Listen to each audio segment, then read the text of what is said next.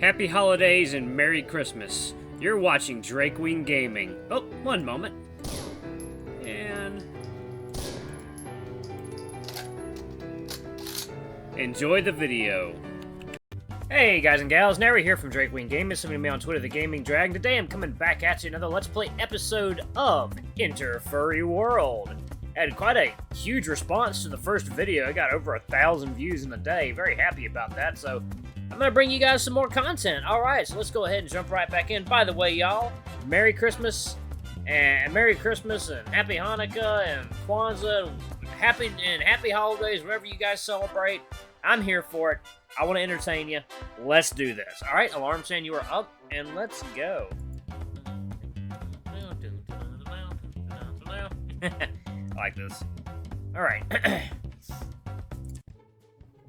I don't dare finish my sentence. Ritch gives me a little smile that worries me. We're gonna hunt for it. What else? Like my next door neighbors. A family of birds. Delightful. He licks his lips as he looks at me, grinning wide. I let out a loud gasp. Did you really eat them?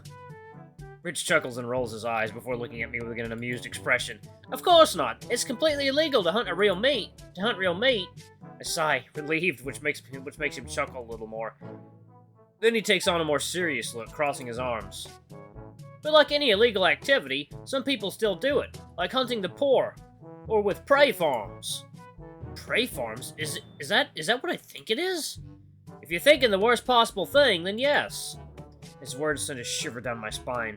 It's cruel! How can people do that kind of thing? Then I blinked and lowered my gaze to my meal. So, what was that meat we just ate? Rich's expression calms and he seems more relaxed. He crosses his arms behind his head to get more comfortable. Oh, these are substitutes. The only meat allowed is fish and other seafood. Really? Why? Because they haven't developed intelligence like birds, mammals, or reptiles. Nobody knows why, by the way. That is strange. Yup. After a few seconds of silence, I glance at the envelope Ritch had brought back. He follows my gaze and sees where I'm looking. He takes it and opens it. Oh yes, I almost forgot. These are your registration papers for school. Wait, it was that easy? How many people signed up like that? Hey, I know what you're thinking. It's not like I got 200 students in like that. At most a dozen or so. Oh, that makes me feel a little better. But the others won't wonder how I got there? Don't worry about that. We'll just say you're a transfer student. Is this really going to work? Ritch gives me his big smile as he wags his long tail behind him, ears up high. Don't worry, it always works. That doesn't make me feel any better. If it's that easy to get into a new school without question, especially at the last minute like this, if you say so. Then Ritch explains how his school works. It's like the Canadian educational system. Each student is assigned a group, ours being 55, and they have to go to different classes for each period. There are 4 periods during the day, 2 before lunch and 2 after. Children in this area start school in kindergarten for 1 year, then elementary school for 6 years, and finally high school for another 5 years. I hope I'm not behind everyone else. After all, what they will learn may be totally different from what I learned in my world. After talking for quite a while longer, the sun sets, signaling the end of this emotional day. He gives me clean blankets, without fur, so that I can sleep comfortably and wishes me a good night. And so ends my first day in this new world. Day 2. The next morning, Ritch and I get ready for school. He gives me some school supplies, so at least I won't go to class empty-handed. His old equipment is very worn out, to say the least. They look like they survived a war. Erasers full of holes on all sides, pencils so worn down from use they're barely 2 centimeters long. Notebooks with pages missing. It's better than nothing, I guess. I'll definitely have to go buy some later today. Ritch is nice to lend me his stuff, but still, the new student with equipment from the trash can. What a great first impression! Once our supplies are packed and Ritch's fur is brushed, we head out. I'm so nervous, my heart is pounding. Like it was my first day of school. After walking down the street for a few minutes, I see other people around our age, which I imagine are other students. As I turn a corner, I see the school. I'm surprised it's so close to Ritch's house. At least we don't need to take the bus. It's a large 3-story building with a small patch of trees in the backyard. It's not the biggest school I've ever seen, though. At least it's not a stereotypical Japanese school, like you'd see in manga. I wonder if the dog I saw yesterday is a student here too. He's the one that enrolled me here, after all. There are students of different shapes and sizes. Canines, felines, birds, reptiles. As Ritch was saying, I don't see any marine animals. Couldn't help but smile as I spotted a group of small rodents walking down a separate path from the other students, protected by a fence so they wouldn't get trampled. Further on, I see several huge mammothers, such as elephants and rhinoceroses, that are careful not to hurt anyone with their size. When we enter the school, I see some students whispering to each other as I walk by. It makes me uncomfortable and a little nervous. Once in the classroom, all the students are talking to each other. It's definitely a very colorful class featuring different species. There's several reptiles, though, but on closer inspection, these reptiles remind me of... Ah! The bird has no color. My thoughts are interrupted when a large blue-plumed bird enters the classroom. He looks older than the others, so I think he's the teacher.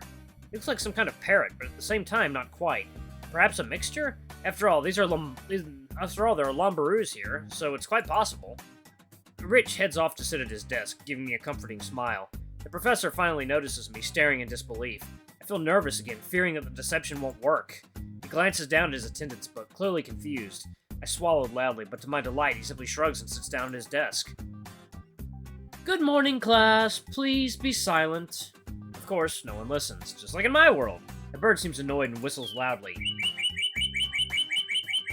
Being right next to him, I need to plug my ears as I yelp from the sudden noise. However, it does the trick, as all the students take their seats and shut up.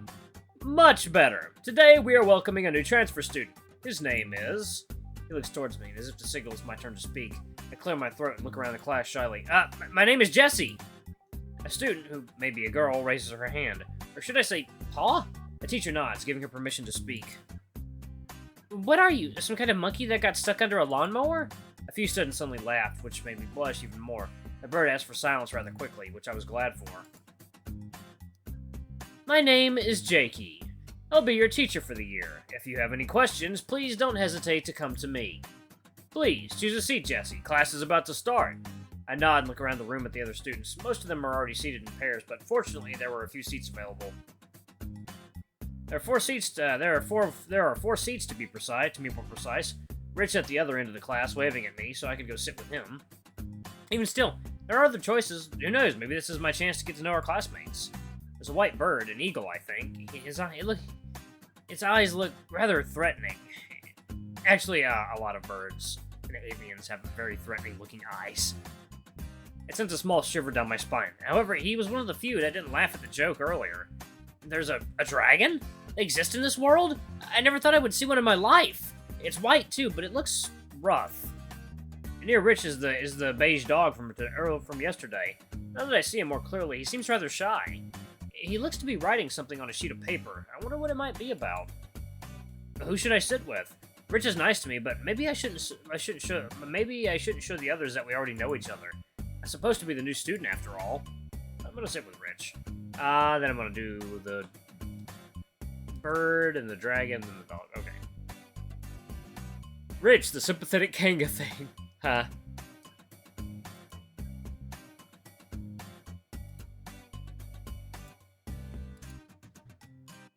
After much thought, I decided to sit with Ritch. After all, he's the only one I know here. As I walk between the desks to get my seat, I yelp as I fall to the floor. Yow! Someone tripped me! Several students laugh, and with a grunt I look around to see who could have done this. The dragon sneers down at me. Satanic tyrant. He's actually not bad. With a sigh, I stand. Ritch looks worried as I sit down beside him. Are you okay? I hope Shiro didn't hurt you. He can be pretty rough. No, I'm fine. He just surprised me, even though my pride took a big hit. This doesn't seem to calm Ritch down. He stares daggers at the dragon. And the look on his face, I hope he isn't starting a fight. He looks ready to jump Shiro. I gently put a hand on his shoulder to calm him down. Thankfully, my gesture seems to have an effect, and the Lombaroo finally returns to his usual jovial self.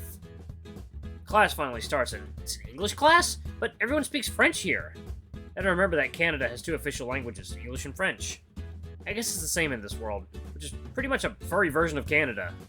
Ritch looks comfortable with this topic. He's happy to help whenever I ask. I'm glad I chose him. After an hour or so, the bell rings, signaling the break between periods. I'm already exhausted from this class, and this is just the beginning. The second class is just as boring as the first, but luckily after that, it's lunchtime. Finally! I'm starving! The cafeteria is almost full, and several animals are in line to buy food. It looks like spaghetti, but it smells different. And maybe it's because they don't use real meat in their dishes. I made food for both of us, so you won't have to buy that pseudo-food thingy.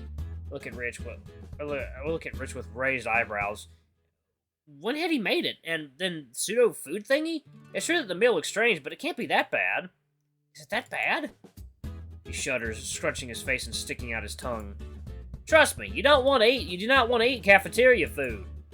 For your own good. I'm the one that shudders this time, and I look at the other students eating the spaghetti. Their expressions are blank, if not disgusted. Eating only because their bodies need fuel and energy to function. I'm definitely taking his advice. We sit down together at the table, and Ritch hands me a boxed lunch.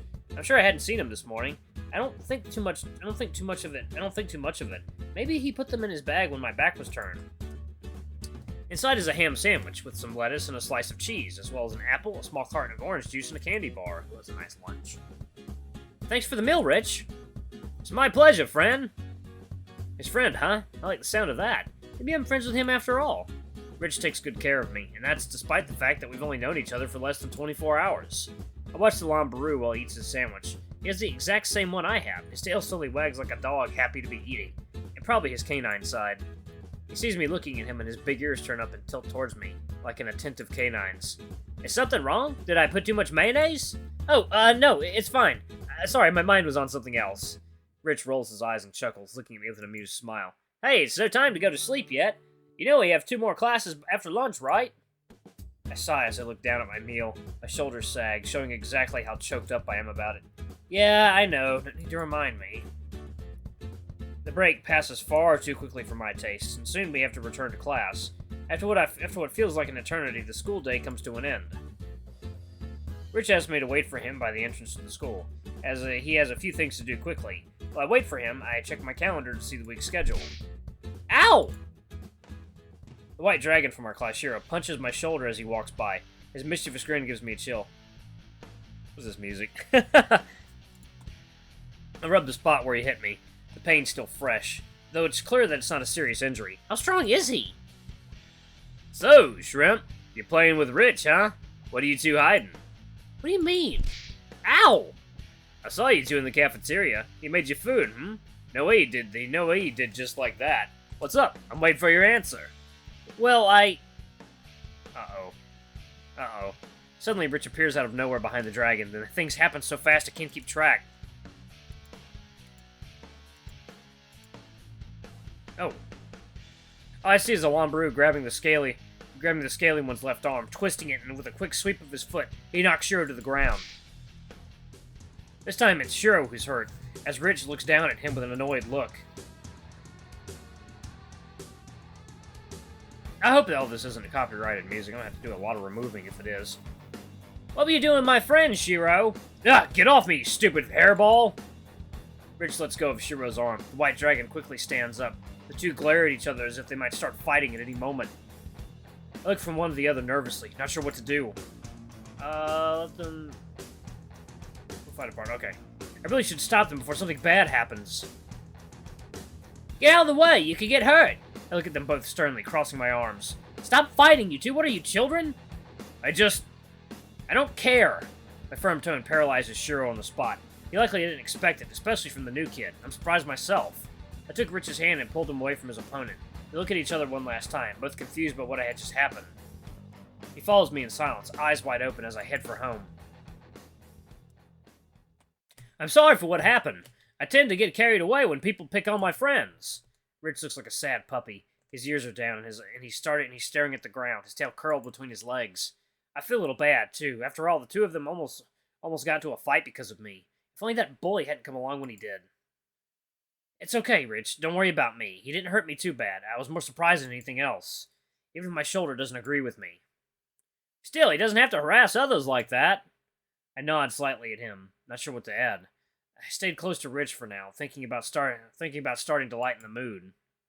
What should I do to comfort him? Pat his head? Oh, I put my hand on his head, gently on his head, which surprises him at first. Then he smiles shyly at me as I begin to stroke the top of his head, as I would a dog. Seeing him so shy suddenly, with his ears at the size of his head and his tail wagging from side to side, it's kind of neat to contemplate. I smile sweetly at him, and he returns it. Thanks, I needed that. The pleasure's mine, friend. He chuckles as I return the favor. Then he rubs his muzzle on my hand, which makes me giggle. His nose is cold and wet. At least now things are back to normal, for now. Later that evening, Rich and I go shopping for new school supplies. He's been very kind to lend me his, but they're in such bad shape that I had to go out and get some for myself.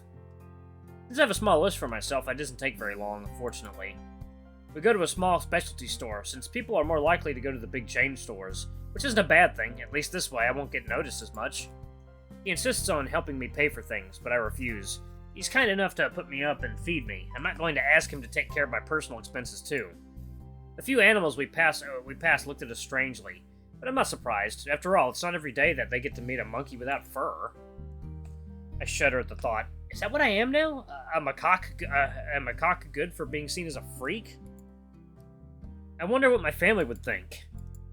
My heart sinks as I think of them. I miss them terribly. The last 2 days have been hectic, and as my mind is constantly busy analyzing all the new information, I can't keep myself from thinking about it too much. They've been looking for me, right? Ritch notices my worried expression and tries to reassure me by buying me a chocolate bar. His intention makes me smile. He's a really nice guy. For dinner, we decide to go to a small restaurant not far from the school. The restaurant looks nice, and there are a few people sitting at the tables, and a good smell fills my nostrils. Ritch is sniffing the air, his tail wagging from side to side, which makes me giggle. Hey, you have to eat the poutine here. It's great. I've heard poutine is amazing. I look at my furry companion and tilt my head to the side. The what? What? You don't know? Don't you know about poutine? Suddenly, everyone, and I mean everyone, is looking at me. What did I say? How dare you not know the holy poutine? That's what you're eating tonight. But I... No buts. What is this obsession with poutine? And that's how Ritch buys me this dish without me having any say in it. The looks of the others weigh heavily on me, as if they're judging me. It's worse than the story of the furless monkey, and all this for fast food? I try the poutine, a traditional local meat of fries, cheese curds, and brown sauce that only they know the secret to. Apparently other countries have tried to reproduce the recipe, but have failed miserably. The taste is not up to the real poutine's claim. Well, it's his point of view. To each his own, as they say. It's not bad, but it's not a big deal. It's not a big deal, though. The day has been exhausting, not only because of the monotonous classes, but also because of all the new things that have happened to me all day. Ritch was nice to me today, during lunchtime especially. I had forgotten to make myself a meal. Luckily, he had made me these sandwiches. I don't know if my stomach would have tolerated cafeteria food. But at the same time, the more I think about it, the more I wonder when he had the time to make them. I had been with him all day yesterday and never saw him pack a lunchbox.